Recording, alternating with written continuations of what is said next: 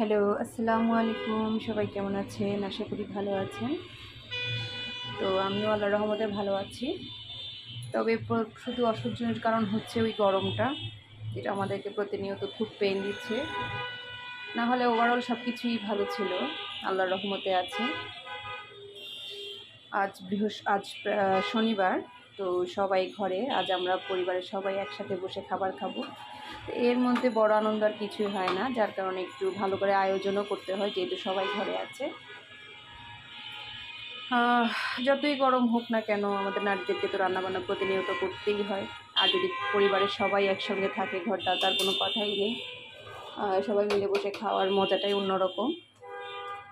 তো এই যে সবাই মিলে আমি তরকারি বেড়ে সবার জন্য নিয়ে নিয়েছি, সবাই খাওয়ার জন্য অপেক্ষা করছে। আমার একটু দেরি হয়ে গেছে যেহেতু ছুটির দিন।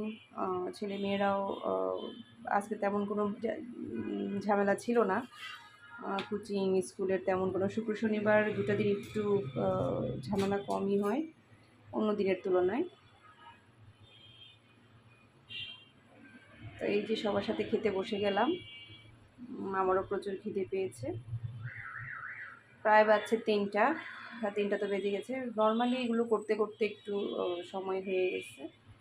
আর তার উপর গরমের মধ্যে তো কিছুই করা যাচ্ছিল না। কিছুক্ষণ এসে ফ্যানের নিচে বসছিলাম, আবার রান্না বসাচ্ছিলাম, আবার ফ্যানের নিচে এসে বসছিলাম। তো এইভাবে করতে, করতে কিন্তু রান্নাবান্নাটা আমি এগিয়ে নিচ্ছিলাম। তো গরমে কোন আপুর কী অবস্থা একটু সবাই জানাবা কমেন্টে। হ্যাঁ, গরম কেমন লাগছে, কেমন পড়ছে?